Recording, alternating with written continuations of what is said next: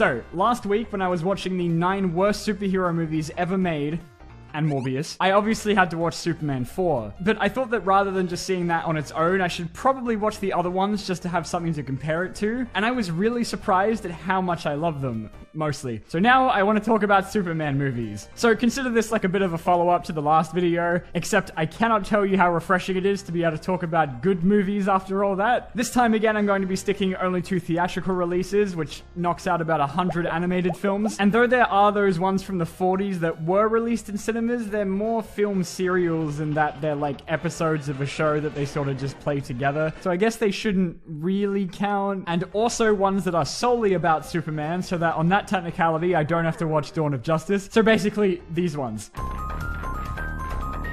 So, I have something embarrassing to admit before we go on. Up until like a month ago when I started watching these movies, I was one of those people that didn't like Superman because I thought he was boring. I know, what an exciting and original opinion. But Richard Donner's 1978 Superman is honestly one of the most magical movies I've seen in a while. And I know saying that does make it sound like I'm being a little bit over the top, but I will genuinely stand by that. This was the most expensive movie ever made at the time, and it definitely paid off. Because even though the effects look expectedly a little bit silly by today's standards, I still think this movie looks pretty good. Aside from the perfect casting, one of my other favorite things about it are the sets. They're also incredibly designed, like the Fortress of Solitude or Lex Luthor's underground train station lair with its own pool that I would live in a heartbeat. Before it even gets to the Superman stuff, we get to see Krypton being exploded as gratuitously as possible, and then a piece of Clark's childhood where we get to see him meet the Kents for the first time without pants on, and Pa Kent gets to give one fatherly speech and then immediately dies. What I found really interesting about it is that Superman doesn't really fight anyone in this movie, and the big finale is just him going around trying to stop an earthquake that Lex caused, which of course leads to the infamous scene where he just flies around the earth really fast and turns back time. But the movie gets away with an ending that ridiculous because the rest of it is just so good. And it's so bizarre because the only reason that Richard Donner was chosen as the director of Superman at all was because the original guy got done for tax fraud. Richard Donner's original plan was to film Superman 1 and 2 back to back, but after having very vague disagreements with the producers, he ended up leaving, and so they brought in some other guy called Richard to finish it instead. Richard Lester adds in a lot more comedic elements to Superman 2 with like slapstick humor and lighthearted jokes, but there's still a lot here that feels like the original, and I almost love it just as much. It continues directly on from the opening of the first movie and follows on from what happens after General Zod and the other Kryptonians escape the Phantom Zone. Lois finally realizes that Clark is Superman in this one, and their relationship in the movie is wonderful and one of my favorite parts about it. But at the end, they kind of resolve it a bit weirdly because, of course, you can't know that he's Superman, so they have him just have the ability to make you forget stuff if he makes out with you. There's definitely way more of an emphasis on action in this one, as when the three come to Earth, there is just an unbelievable amount of destruction, which Superman can't even do anything about because earlier in the movie he discovers that the Fortress of Solitude for some reason has an inbuilt power remover, which can permanently make him a normal human, and Clark just immediately goes for it with zero hesitation. Excuse me, sir, would you care to step outside? Clark. I said, excuse me, sir, would you care to step outside? If you listen closely enough, you can actually hear the post-nut clarity. With Superman not being around for a bit, it's extremely entertaining watching Zod and the others just destroying absolutely everything they come into contact with nothing to stand in their way except this one Daily Planet employee who goes and throws a filing cabinet at them. Of course, Clark eventually gets his powers back so he can fight Zod, but I don't think they really ever explain how. He kind of just goes back to the fortress and looks sad, and then the next time we see him, he's back to normal. Maybe it was a cutscene or something, I don't know, but I thought it was weird. The power eraser, of course, comes back later when Clark lures the Kryptonians to the fortress and then uses it on them. But then he goes and kills them anyway in cold blood despite them not being a threat anymore.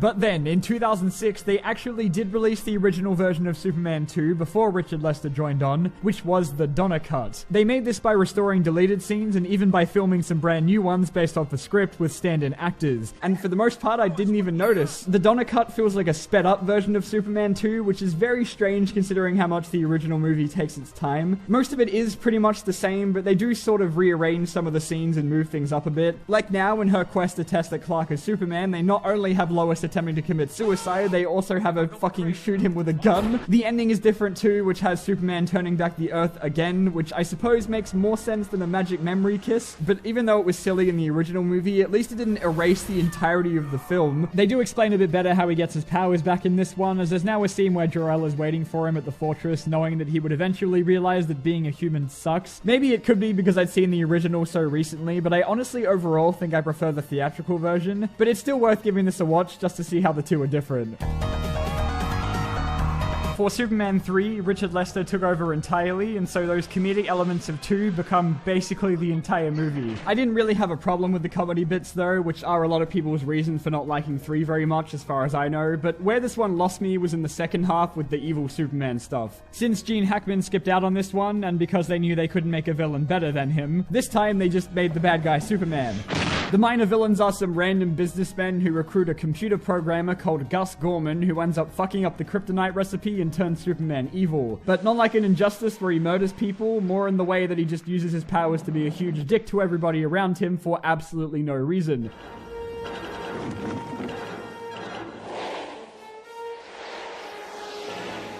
And they even make him have sex with some random woman who I'm surprised didn't die. Well, I hope you don't expect me to save you, because I don't do that anymore. They like wash out the colors on his costume and give him a beard to make him look more evil. It's so dumb. The original plan was to include Brainiac and Mr. Mix... What the fuck? My name is Mrs. Spitlick. There we go. But Warner Brothers rejected it because they thought it would be a better idea for Superman to fight a giant computer. Which, no, it really wasn't. I think the first half of Superman 3 is pretty good. I thought some of the jokes were really funny, and they do try and make this one a bit different by having Clark return to Smallville and having this weird sort of half romance with an old classmate. Oh, Clark, that's Buster's dog food. Good. But that does mean that Lois is only in this one for like 0.5 seconds in the beginning and end, which is not a plus. It just kind of gets exhausting by the end, and in a weird way after the first two, I'm genuinely kind of offended by how they made him evil in this one. Like, it just feels wrong. It's unusual finding a good-looking girl like you alone like this. I just think it's dumb that they had to go and tarnish the image of Superman they built up in the other two movies just because they couldn't come up with a better idea for a villain.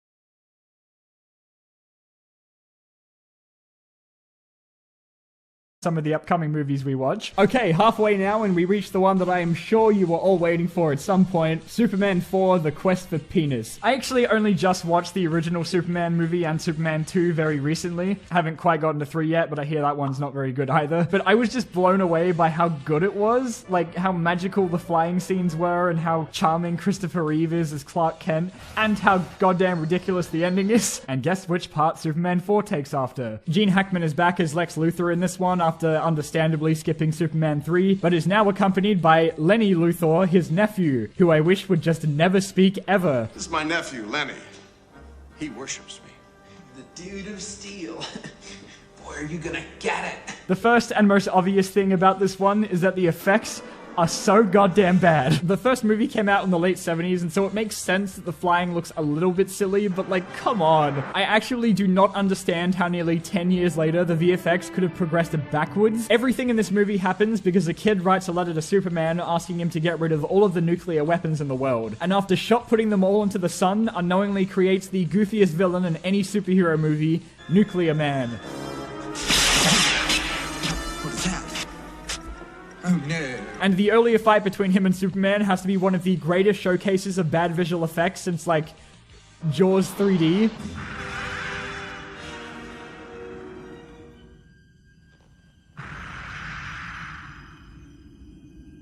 But otherwise, I actually thought this one was alright. I honestly still enjoy the Clark Kent and Lois parts of Quest for Peace because Christopher Reeve plays him so well that it's hard not to be charmed by it. But yeah, the actual Superman stuff in this is really, really bad. The whole story of why and how Superman 4 turned out to be the iconic disaster that it did is honestly just kind of sad and not really funny at all, since it basically bankrupted the studio behind it and has obviously not been very fondly remembered by anyone involved. At the time, the rights to Superman were purchased by the Cannon Group, who were in financial trouble and needed a smash hit to save themselves from shutting down. And surely Superman was a surefire way of guaranteeing a profit, right?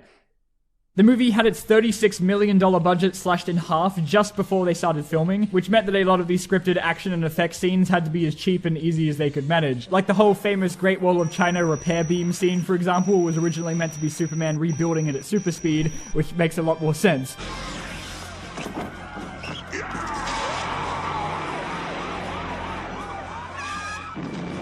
They even cut the movie down to 90 minutes so theaters could pack in more showings of it during the day, which meant that a further amount of the scenes they did film were cut out, like an entire failed Nuclear Man clone who was meant to be more similar to Bizarro. The same studio also owned the movie rights to Spider-Man at the time though, so had Superman 4 not failed, we maybe would have seen a Spider-Man film that would have meant Sam Raimi's may have never even been made.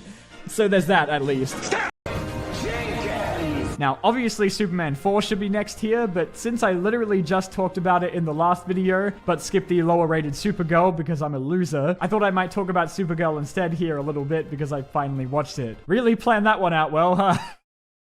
How long has it been playing Red Letter Media? I haven't even noticed. I left autoplay on. No! Oh, that's so embarrassing. I'm not redoing all those takes, I'm just leaving it in. Helen Slater stars as Superman's cousin from a colony of other Kryptonians who I guess just also survived Krypton exploding. Kind of takes away from the dramaticness of that whole sole survivor of his race thing. She comes to Earth not in search of Clark, but instead some sphere device that somehow ended up there. But that wasn't the only ball that was dropped in this movie. Ayo! In this, Supergirl does battle with a witch and Satan, while also falling in love with some gardener who is definitely way too old for her for me to be comfortable with. Christopher Reeve was meant to have an appearance in this one, but inconspicuously dropped out super early on into production.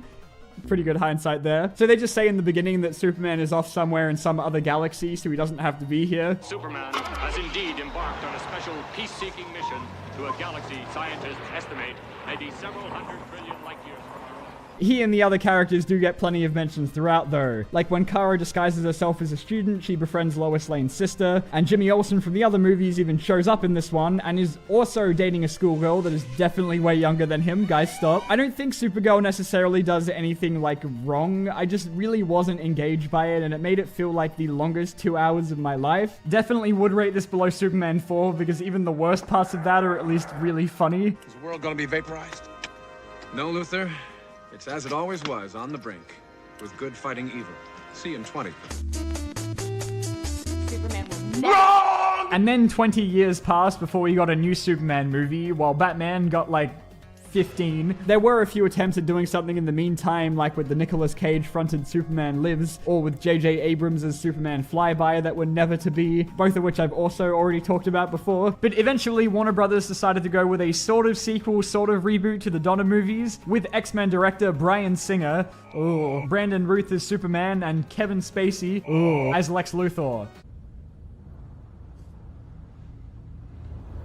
Get bald. Returns doesn't acknowledge any of the other movies directly, and so could really be vaguely inserted kind of just after any of them, but apparently it's meant to only follow up to the first two. Here, Superman comes back to Earth after 5 years of trying to find survivors on Krypton, but obviously hadn't heard that Supergirl isn't canon anymore, and comes back to find the worst possible scenario, that Lois married James Marsden. I can't say this one feels quite the same as the Donner films, but they do have little gags and bits in there that feel like they'd be straight out of the originals. Return steps back quite a bit to focus on a simpler story of just Superman and Lex and not some fucking magic supercomputer, and there's much more attention given to him saving people instead of punching them. The final battle involves Clark getting his ass handed to him by a bunch of Lex's goons on a kryptonite island, which I suppose is the Kryptonian equivalent of beating up a cancer patient, and the big triumphant moment is him lifting the island and throwing it into space, even though it's big enough to probably cause a fucking extinction event on some other planet. Thanks, Superman. I'm fairly sure one of the major complaints about Returns is that there's not really enough of Superman fighting anybody. In fact, I think he goes through the entire thing without ever throwing a single punch, just like in the original. And that's actually one of the things I appreciate the most about it. They really commit to sticking to the strength of the 78 movie, even if it kind of went against what people were used to with other superhero movies at the time. And even if Returns isn't my favorite of the bunch, I still wanted to give it credit for that. The biggest outlier in this one is that they introduced that Lois's kid is actually Superman's, because at one point he murders somebody by pushing a piano into them. First blood.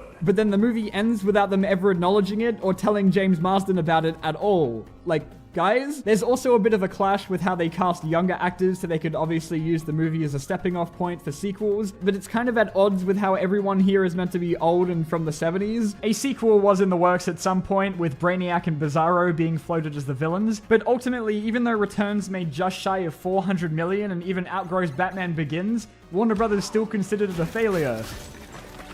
Alright. So then lastly, we have the most openly discussed Superman movie, which is Zack Snyder's Man of Steel. I can't say I've ever been the biggest fan of the 3.5 movies Snyder's done for DC, but I actually liked Man of Steel a lot more the second time, as it's the only one in this video I'd actually seen before.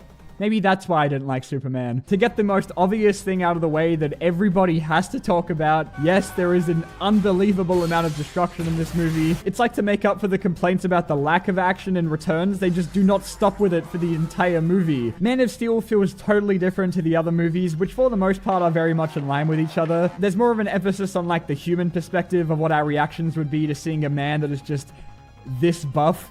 And this is what? I just think he's kind of hot.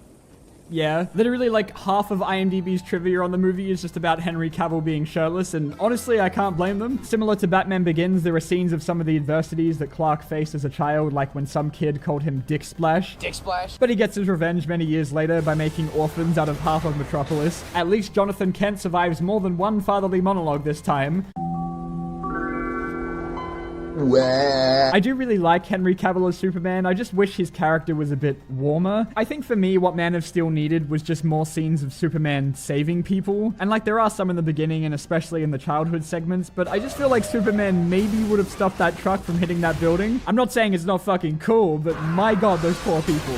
Look, I'm here to help. This one is super visual effects heavy, and I do understand why people say they find this one exhausting, but honestly, the fight scenes are one of my favorite parts because they feel like live-action Dragon Ball fights. This is the most controversial Superman movie that I can think of, and I think for very understandable reasons. I totally understand how both sides of the argument feel about this one, with like the people that think Man of Steel is complete shit and entirely misunderstands the Superman character, and the people who love it because they think it's really cool. I think I'm just kind of in the middle. I do like it, just for very different reasons for why I like the Donner movies. But yeah, I feel like there's not really much I can say about it after like 8 years of discourse on Man of Steel, so I thought it was fine, but I totally get why people hate it. So anyway, those are my thoughts on these 6 theatrical Superman movies as someone who literally doesn't know anything about Superman. I don't really have a flashy outro this time, so just thanks for watching and I'll see you next time.